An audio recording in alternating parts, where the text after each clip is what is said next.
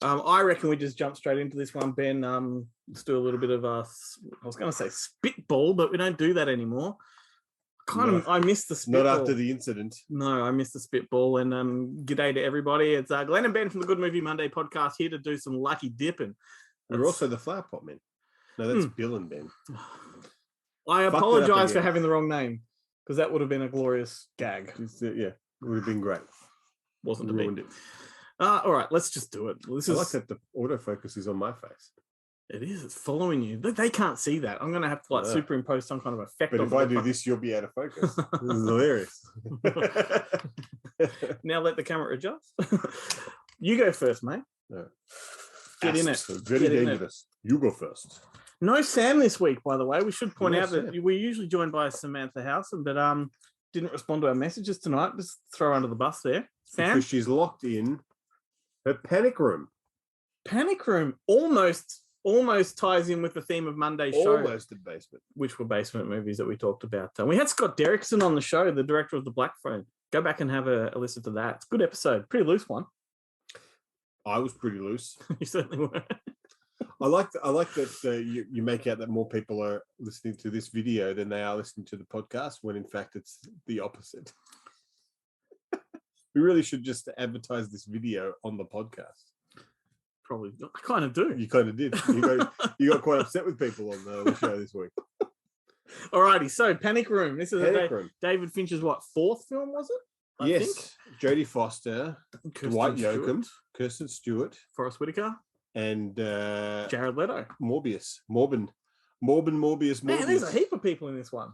But wasn't it supposed to? It was a completely different cast, wasn't it? Wasn't it Nicole Kidman or something originally? And I think so.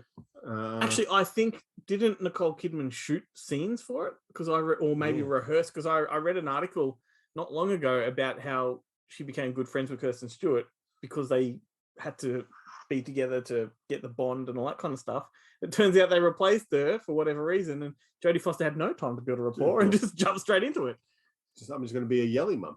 It worked for the film. I like the movie, to be honest with you. Yeah, I remember enjoying it. I saw it theatrically. Same. I don't think it's up to snuff with the David Fincher had built a reputation by that point. I don't think it was a different movie to what he had done before.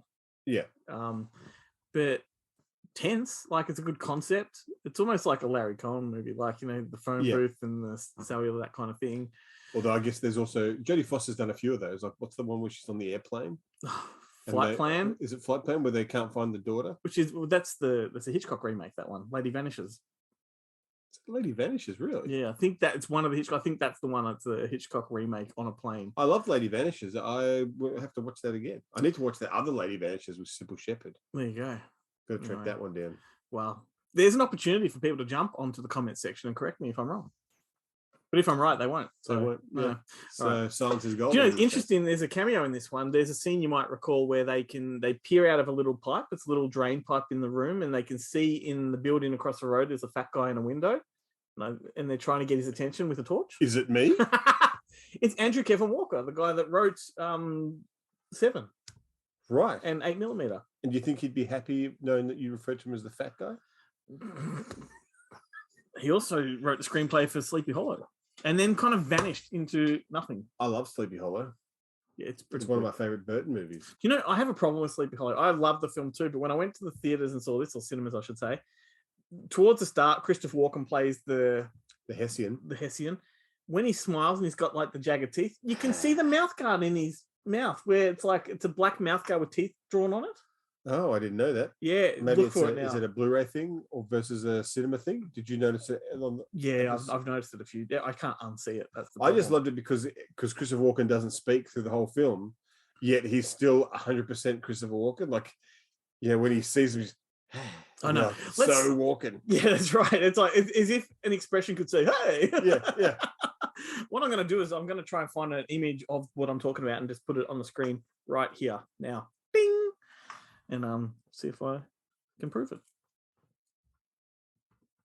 I'm just tickling his chin. Oh, fucking hell. Oh, I came closer, you son of a bitch. Here we go. Crimson Tide. Crimson Tide. The Tony Scott movie. I have not seen. There was a movie marathon. A few submarine movies around this time. U571. No, this is way earlier. U571. This kind of felt like more. It's only a few years after Hunt for Red October. This one. Hunt for Red October, U57. Yeah, well, okay. Well, but they're separated by a decade. So, all right. There's a series of submarine movies that I did not watch. I'm just doing to you what you did to me on the show. Was one of them. The Below was another one. Way what's later. What's that other one that was like U571 that came out at the same time? But it's not Crimson Tide. The one with. There's the David Toohey one that was Below. Yeah, I just said that. I don't pay attention. But what was the one? This is the one with Denzel Washington? Is that Crimson Tide? And Gene Hackman. So, what's the other one then? What am I thinking of? Oh, you're thinking of the K9, the K9 Widowmaker. Widowmaker. That's the Harrison Ford. Catherine Bigelow one. Yeah, right. This is the Tony Scott one. And do you know who the ghostwriter on this script was? Tarantino. Yes, and apparently, I mean, I can't pick the dialogue, but apparently, if you're a real Tarantino file, you can easily pick it. I think at one point they talk about Silver Surfer. Oh, that was a movie reference. Is that it? That was his bit. At the same time, he sort of was a script doctor on It's Pat. Perfect. Yep, because he's good friends with Julia Sweeney, and she was in Pulp Fiction. It's like a 6 degrees of separation thing going here. I saw Crimson Tide for the first time at the cinemas in a movie marathon. Right. And I just loved the quality of movie marathons back then. It was usually bang for buck. There's one shit movie in there, but it was good shit. But luckily, the shit movie was always the third movie back when there were 4. Yeah. And that was the one I always slept through. I'm like, I don't mind missing out on, I was awake for Jennifer Connelly's tits in Mulholland Falls, slept through the rest of it. And, I think Cutthroat Island may have been the third movie in one movie marathon I went to. Speaking of Jennifer Connelly, Dark City was one that I sat through. Yeah, right. That was a good one. That was good. That was the third movie though. That was like you're getting pretty tired, and Dark City is a movie you don't want to be tired for. No, but those boobs woke me up. Yeah, but it's good at the beginning because he wakes up in a bathtub, doesn't know where the fuck he is in a hotel room. Yeah, it's the perfect. It's the perfect when you kind of wake up in the cinema like, what the fuck? Go for it, Crimson Tide. Everyone. This one's small. Oh no! Is it? Is it? Predator 2. Voodoo magic, man. Voodoo magic. This is timely because I'm guessing the new Prey Predator movie is probably dropping around the time this video is coming out. Yeah. Is it a movie or is it a series? It's a movie. Yeah, right. And with the promise of more, if this one performs well, it's a streaming movie. I can't see why it won't perform. Yeah, it's free. Yeah, so they're going to do another couple, I think, set in this era. So this is all. We're not talking about Prey anyway. We're talking about Predator 2, which is Danny Glover in New York City. Yeah. When the Predator ends, and then Gary Busey. Gary Busey is the head of the FBI task force sent to bring it in, and they wear a flashy silver body heat concealing clothes. But don't you reckon this was a pretty outrageous and ballsy sequel to make from the movie that Predator was, then to go into a post-punk kind of futuristic dystopian society? Was it? Well, yeah, it was the future LA. I just thought it was I thought it was like Colors LA. No, because it says it says several years into the future, and they're trying to predict that this is what it's going to be like. Yeah, right. Which is not far off. Which is what a lot of people had issues with the movie. I don't know. I didn't pick it up, but then I've been working on Spotswood recently. That's just as an odd tangent. I've been working on Spotswood, and I went back and watched it, and the movie's it's from the early 90s, late 80s. Yeah. But the movie is actually set in the 60s. Watching it, I did not. I was just like, it was an 80s movie. Did not explains all the cutting of vests, like the vest, the cars on the street, everything. But it still didn't. It's working on a release for that film, just to contextualize that whole tangent. But Predator 2, I love it. I think it holds up very well. But I'm always baffled when filmmakers make science fiction, futuristic movies that are not so far into the future that we're not going to eclipse it. Because it's like 2001, like perfect example. It's a great film, but clearly didn't come to fruition. No, 2001 was nothing like 2001. Always set your future movies beyond the point of any human existence. Yeah, give us a couple of hundred years to get there. That's right, because we won't be around to hear the judgments. Yeah, that's right. But this movie's horseshit. Scott Hopkins directed Predator 2. He's the Aussie director that made Nightmare on Elm Street 5, was it? I think. Dream No, Child? yeah, I think so. Yes, which is, Is it Dream the Child? which is the most poorly received one, I think, of the series, but it's a pretty good one. It's got the kid from Jurassic Park in it, doesn't it? Ariana Richardson. You know, the little smart ass at the smart start. ass, Yeah. And he went on to create 24 with Kiefer Sutherland. Wow.